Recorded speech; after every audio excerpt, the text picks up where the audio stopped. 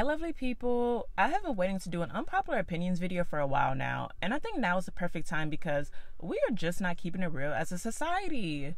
Obviously, we're all entitled to our own opinion, so I don't expect everyone to agree with me or like what I'm going to say. So before we kick things off, please be sure to like this video and subscribe, and let's get started. I am sick and tired of the Michael Jackson and Beyonce comparisons.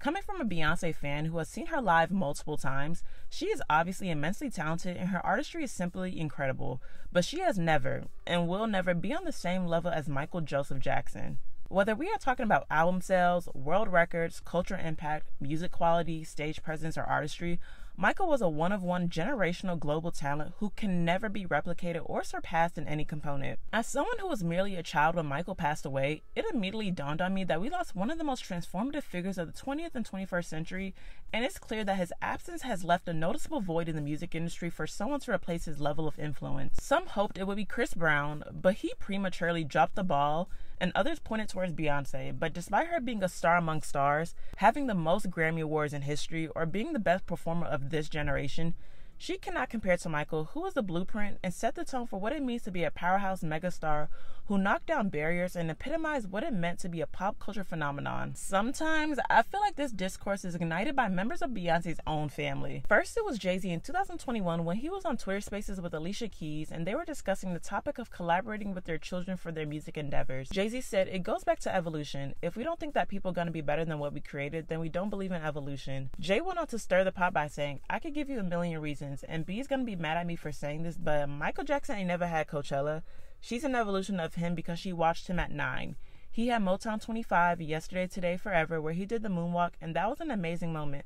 But find me a concert that's as culturally relevant and technically thrilling as Coachella." While I get what he was probably trying to say, that with the newer generation, it brings forth more accessible and technically innovative live performances, but let's be for real, it was an unnecessary dig at Michael, as if he wasn't selling out shows and bringing the same number, if not more, fans at his shows, not a festival that has a lineup of dozens of other musical acts. While Beyonce's Coachella performance was unbelievable, and it is a testament of her hard work, dedication, and true showmanship, personally, I think the Motown 25 performance made more of an impact than Beyonce's Coachella performance ever will. Another member of Beyonce's family who shared her 2 cents on the Michael-Beyonce debate was when her cousin Angie shared her thoughts on an old video of Magic Johnson appearing on the Jennifer Hudson show praising his friend Michael Jackson. "I've never seen a guy that can dance like this young man for hours and sing and perform like he could perform." I went on 3 tours with them. There's nobody that's ever been on this earth that could do what Michael Jackson could do. That's right. Nobody. That gave me Nobody. chills. In Angie's Instagram story, she said, "I went on 16 tours with Beyonce. There is one woman on this earth that can." In this particular clip of Magic, Beyonce's name was not even mentioned, so I am still confused why Angie reposted the clip bringing Beyonce's name into the mix, setting herself up to be unnecessarily dragged when Magic was simply reminiscing on his actual friend. I expect family members to hype each other up, and that is totally fine, but it just seems like an ongoing theme of Beyonce's own family invoking her name into these debates. Beyonce may very well feel like she's on the same level or surpass Michael, but she is graceful and classy enough to not even comment on these conversations. Personally, I have always felt that Michael's equivalent is Janet and Beyonce's equivalent is Tina Turner, but Michael will simply always be the bar and the standard. And lastly, I always find it interesting that when these debates come up, people always refer to Beyonce's stage presence and performing skills when it comes to surpassing Michael, but they never mention the sales aspect of the argument, which I think is an important element since Thriller is the greatest selling album of all time, and Michael has 5 albums that have each sold over 20 million copies globally, whereas Beyonce does not.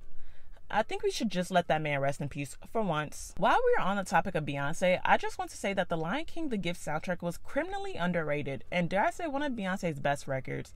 Honestly, if I were B, I would gladly withhold the visuals to Renaissance and Cowboy Carter simply because the way y'all paid The Gift absolute dust.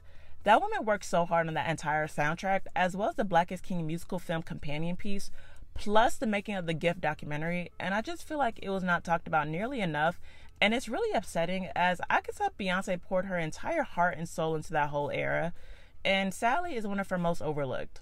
With songs like Water, Already, Mood Forever, Find Your Way Back, and Now, this project deserved way more love than y'all gave it. Meagan Good's filmography and longevity in the industry is severely underappreciated. She has been in the game for going on 30 years, and at least from my understanding, she has not been plagued by scandals and has avoided being in the news for anything unrelated to her work. And most importantly, she has made a smooth transition from child star to adult star. While she is no Viola Davis with her acting chops, she finds roles that fit her skill set and gets the job done. I don't think she gets credit for a lot of the dramatic roles she's done the last couple of years, such as the TV films If Not Now When, in which she also directed, Death Saved My Life, Buying Back My Daughter, and most recently the Terry McMillan film Forever. Obviously, these aren't Oscar-worthy roles, but movies like this, as well as her TV show Harlem, show she has a lot more range than people give her credit for. As for her personal life, I think her being in a relationship with Jonathan Majors is so regressive, and does more harm for her reputation in the industry than it does to rebuild his own image.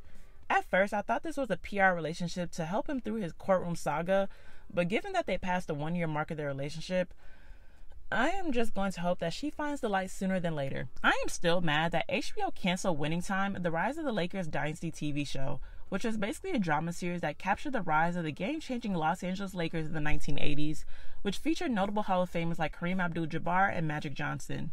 The show was funny, alluring, entertaining, immersive, and an overall imaginative ride for viewers to travel back to arguably one of the most fun eras of NBA basketball. The show was unfortunately dead on arrival, as there are many notable figures in the NBA who denounced the show, like Magic Johnson, when asked if he would support a scripted project about the Showtime era if Magic were consulted. Magic said, "It just depends. It has to be authentic and real, and it has to be right. The way we played the game, the way we worked together as a unit, it was a show from the owner all the way down.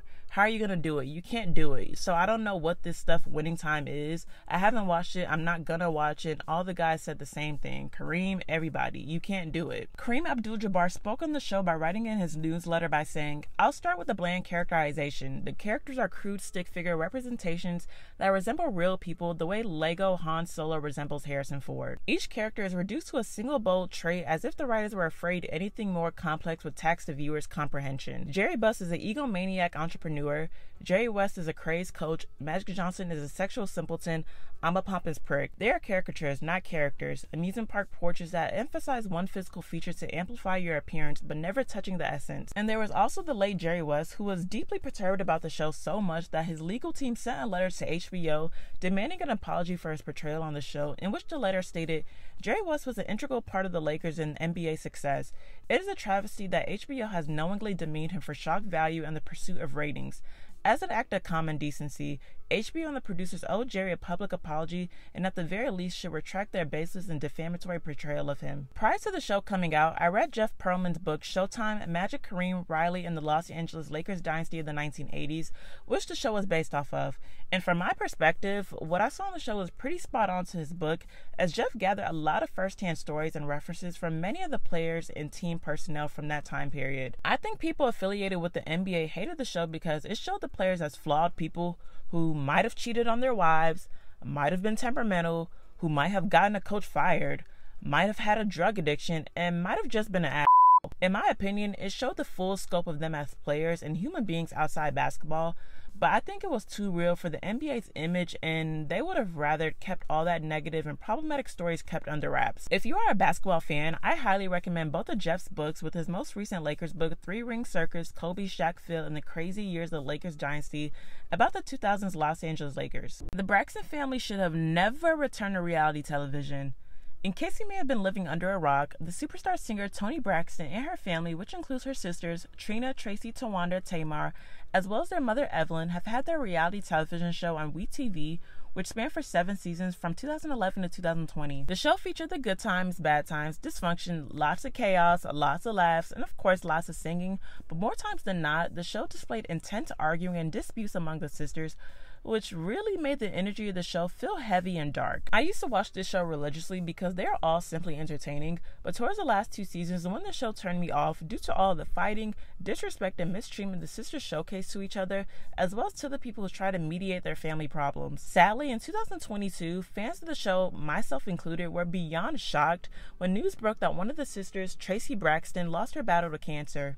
Once this situation happened, I knew that reality TV had to be off the table because what was most important was the family healing and going through their grieving process off of national television. Fast forward 2 years later, it was announced the family would officially be returning to WeTV for a reboot of their show titled The Braxtons. Just within the first few episodes, it is clear that this family has no business being on national television because they have so many deep-seated, unresolved family issues that cannot and should not be discussed in front of the world. They have brought in what seems like dozens of family therapists and counselors to help mediate their problems with each other, and honestly, I think that only makes their problems worse. The first 2 episodes focus on the family going to grief counseling, and that is slightly confusing to me because I would have thought they already done that as a family in the last 2 years, not in the year 2024. It seems that Trina is going through PTSD, as she mentioned she was there when Tracy took her last breath, and obviously that is a traumatic thing to witness and takes a while to overcome. Tawana and Tamar have their own issues, and it seems they absolutely do not communicate at all unless the cameras are rolling. Toni is straight emotionless and still going through her own health battles, along with her obvious resentment towards her family,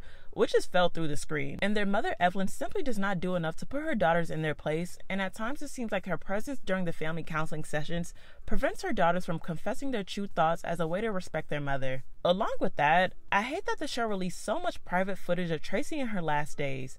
As a fan of the show, I would rather not see Tracy at all than to see her in a state where she clearly was not at optimal health, that we were used to seeing her as the lively and joyous person that she was. I'm sorry to say, it feels exploitive and disingenuous, especially when real fans of the show know that the family never really treated Tracy well, and she was the one who lived a semi-regular life in Maryland with her husband, son, and she was able to be close to their dad and brother who also lived in Maryland. I wish the sisters really got the help they needed individually and collectively off camera before they returned to the small screen, because I do not see much growth or change from anyone since they lost a key member of their family. People are not selfish for not wanting to have kids. I remember seeing this one tweet that said, "Y'all could afford babies, y'all just don't want to have to give up your freedoms and make sacrifices for another human being," in which someone else responded by saying, "A very good reason not to have a baby then, right?" As the late great Michael Jackson once said, "If you can't feed your baby, then don't have a baby." Aside from the line of the song applying to actually feeding your child, it is more so about devoting your entire livelihood to parenthood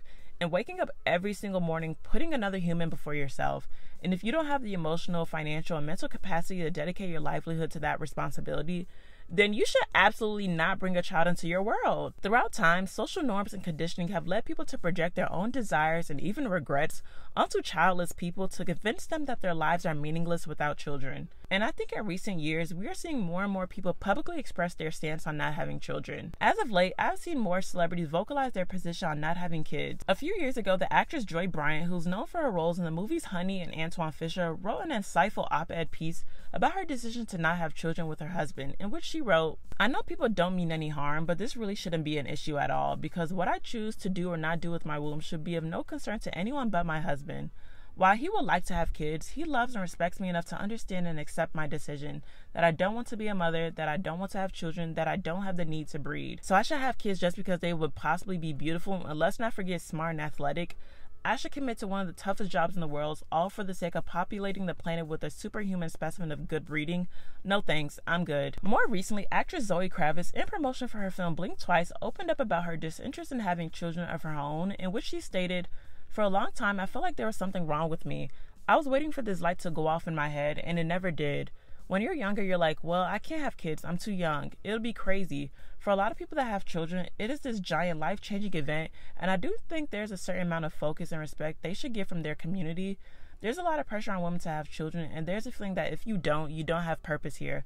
But this movie, it feels like I gave birth." Along with Joy and Zoe, we received the male perspective on their position against having children, in which the professional wrestler and actor John Cena revealed in an interview with Shannon Sharp that he has no desire to have children. John said, "I don't want them. I have a certain curiosity about life, and I also know the investment that it takes. And my biggest fear is, as someone who's driven, many times stubborn and selfish, I try to approach the world with kindness and curiosity, but I don't think I'm personally ready, nor will I ever be, to invest the time it needs to be a great parent, because I want to live life for all it is. It's human nature. We're all judgmental. I like to believe that I operate under the construct that everyone's okay living their life. My opinions only hit that gray area during emotionally difficult times, and I'm very happy with where I stand. I have a lot of joy and fulfillment in my life, and that's pretty much where I stand on it." Perspectives like the three celebrities mentioned represent the growing sentiment of the adults in the United States younger than 50 years old who are choosing not to have children, which jumped from 37% in 2018 to 47% in 2023, with the majority of respondents saying not having kids has made it easier for them to afford the things they want,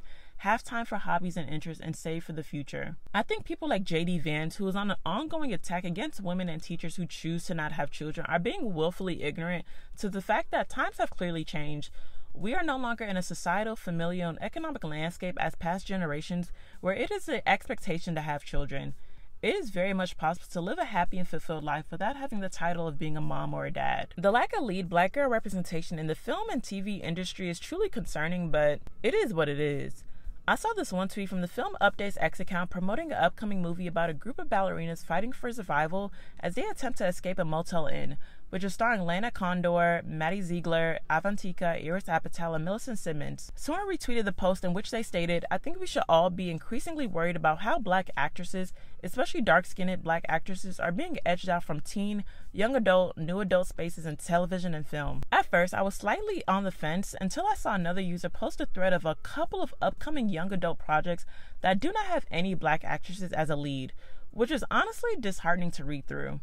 I then saw another retweet from a New York Times bestselling author, Ladarian Williams, who mentioned in his tweet by saying, "We're out here pitching black coming-of-age shows constantly, but it's getting shot down. For me, I just don't want to see the token black character written by these white writers because that's not going to serve the actors portraying the characters. Also want to see more plus-size black girl representation, also black queer representation as well. Also, we have to support the indie filmmakers that are creating the stories you all want to see." On one hand, I can understand some people's frustrations because it is evident how the representation for black girls has dwindled since the 90s, when that imagery of black girls and women was prevalent and at the forefront. But honestly, I think at the end of the day, it is up to the audience to either boycott or simply not give these shows or networks that exclude black actresses any viewership. Me personally, I choose to watch shows or movies that have a black woman as the lead character because that is the content I prefer to watch. There's nothing I can really do to force a casting director to choose who I envision for a character, but I know the power is in the streaming numbers, and I wish more people could focus on actually watching these shows that center around black stories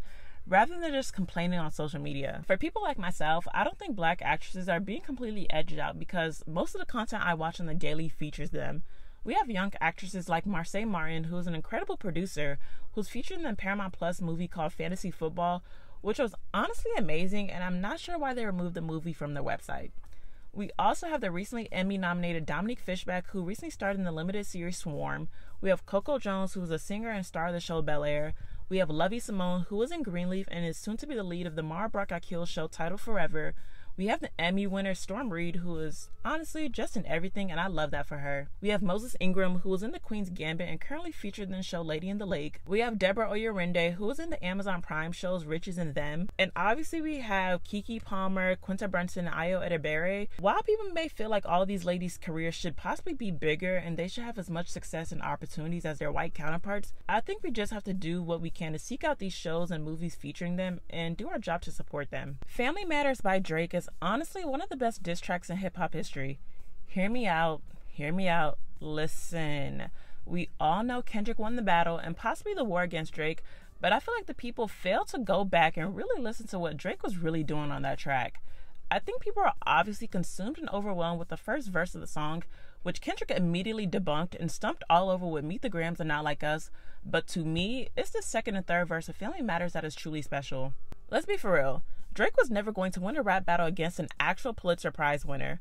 That was just never in the cards for Drake, coupled with his pathetic lack of strategy against someone like Kendrick, who has been studying Drake for going on 10 years. But as someone who has been a Drake fan since 2009, I have slowly detached from his music since his Scorpion album in 2018 because he has just sounded so dull and uninspired. Not to mention his growing nature of misogyny in his music, mainly targeted against black women. We can't forget the uncalled for line against Megan Thee Stallion in his song Circo Loco when he said, "This be lying by getting shots, but she's still a stallion. She don't even get the joke, but she's still smiling."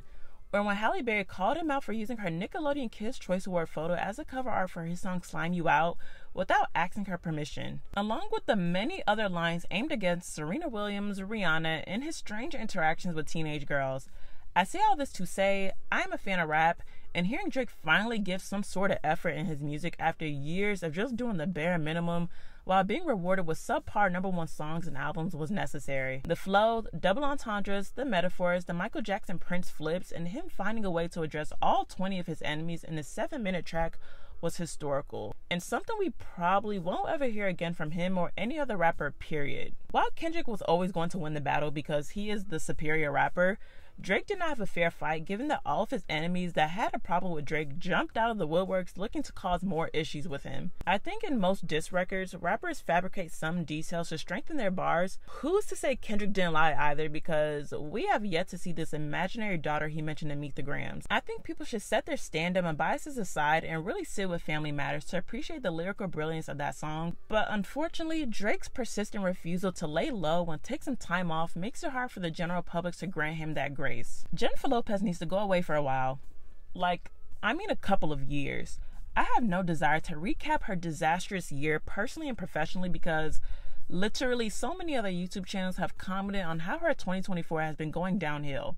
I will admit that I feel bad that she spent so much money on a man who left her at the altar 20 years ago and proved that he is clearly not her soulmate, regardless of whatever love letters he wrote to her. Despite the fact that she does have a history of stealing music from black artists, I actually think J.Lo has a nice little greatest hits catalog. However, she should have capped off her musical career in 2020 or 2021 when she performed at the Super Bowl or the presidential inauguration.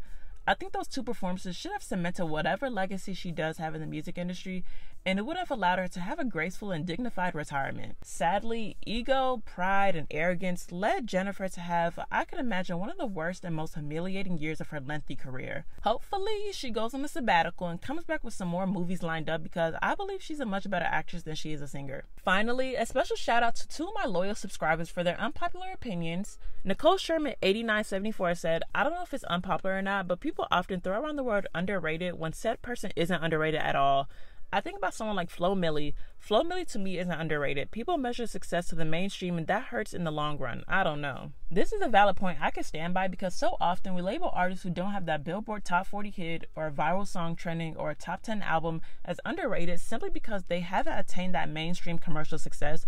But truthfully, in the eyes or the ears of real fans, no one is underrated. For years, I have been the biggest fan of Victoria Monet and felt that even though she always deserved the success and acclaim she is receiving now, in my head, she has consistently been just as good as an artist, if not better, as the biggest artist in the industry now. I and the rest of the members of her fan base, the Tribe, have always seen the vision and the talent and knew it was a matter of when, not if, when the masses would catch on too.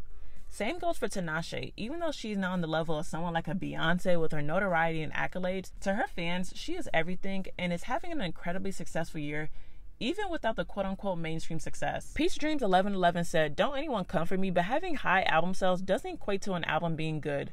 Maybe this is just me." I feel like we could all agree to some extent, whether it is film, TV, music, etc.